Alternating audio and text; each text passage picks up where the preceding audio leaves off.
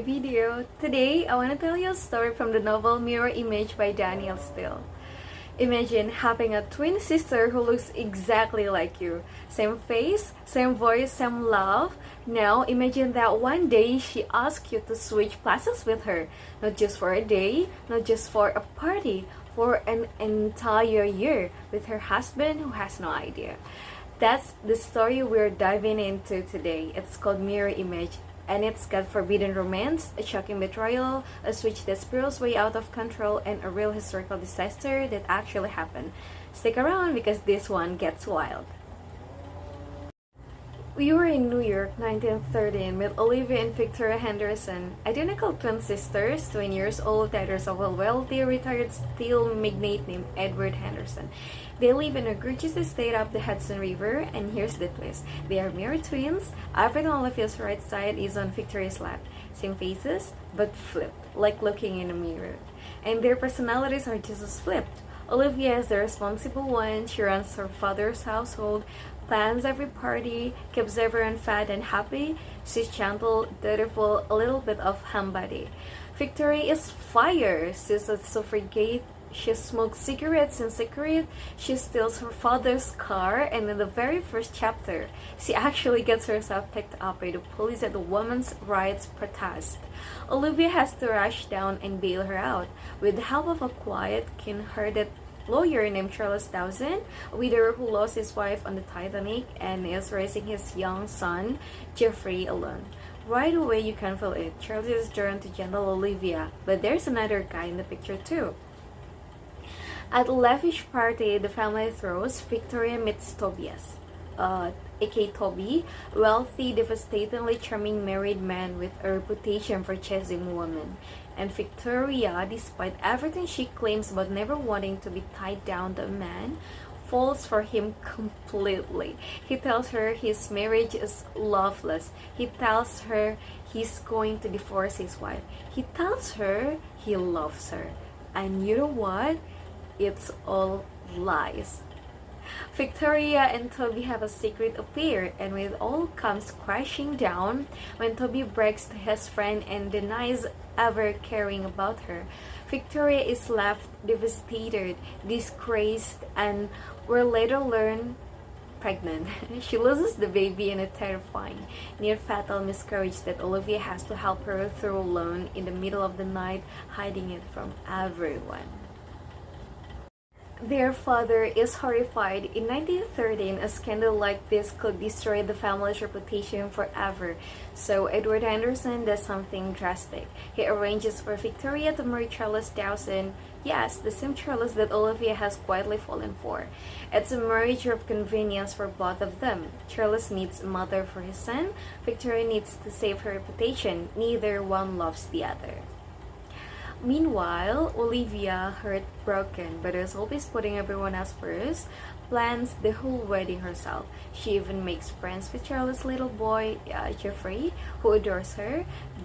There's this beautiful IQ moment where Olivia realizes she's basically giving away the only man she's ever loved to her own sister. Victoria and Charles get married.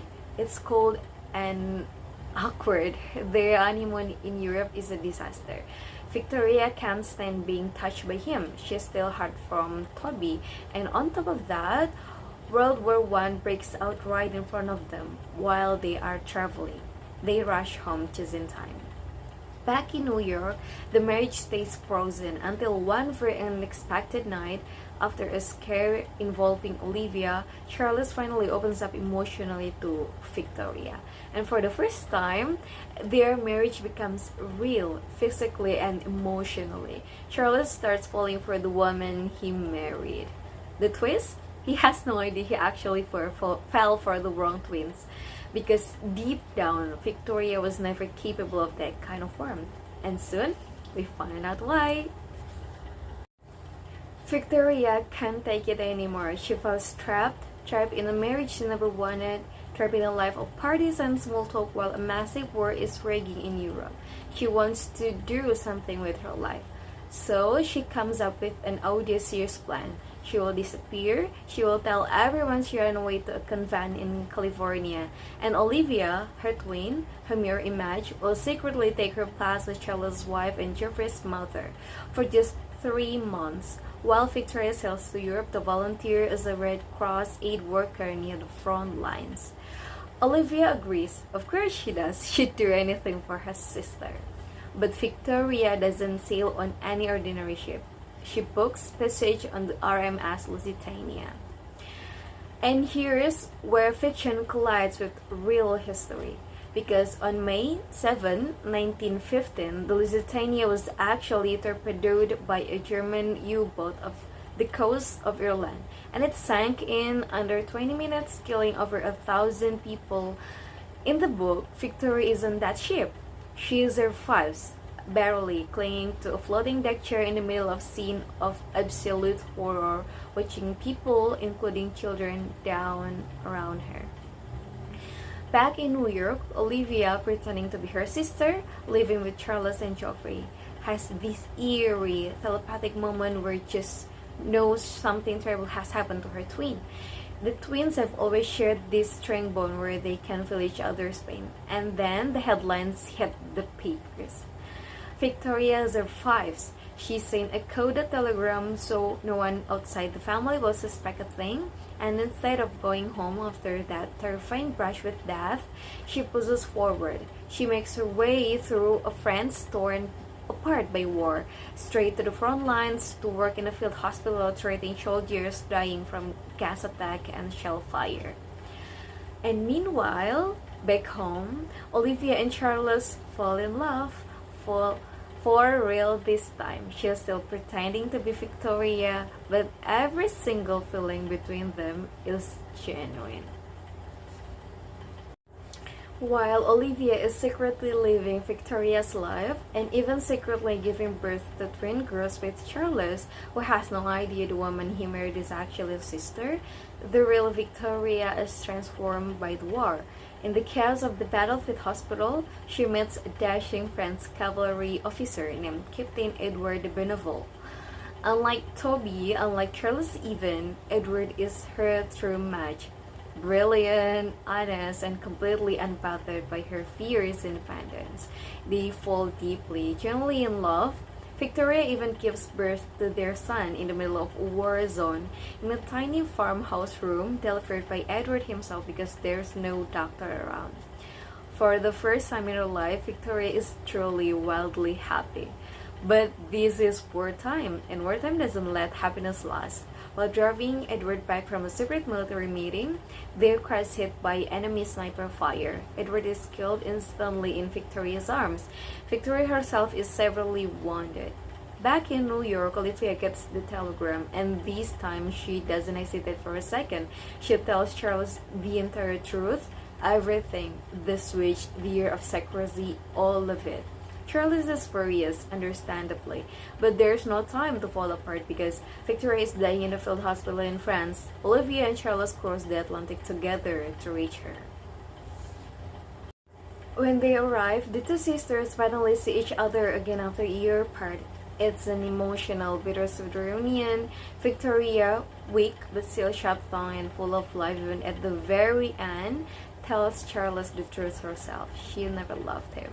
Olivia does. She always has. And Charles, looking back on the entire strange year, realizes she's right. He fell in love with Olivia's gentleness, not Victoria's fire, all along.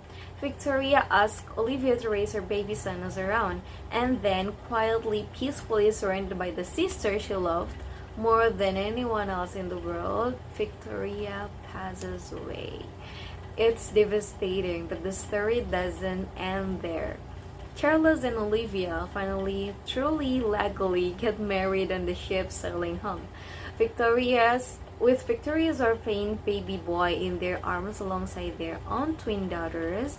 When they dock in New York, Geoffrey, the little boy who could always tell the twins apart, is waving at the pier, and he immediately recognizes that it's really his beloved Ollie coming home to him at last.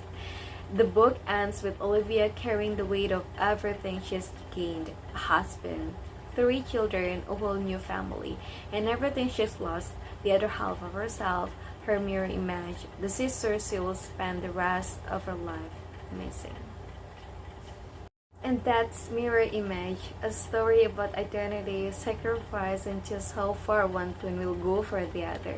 It's got scandal, real historical tragedy, forbidden love, and one of the boldest fake identity plots you'll ever read. If you loved this story, let me know in the comments. I will see you in the next one. Bye bye!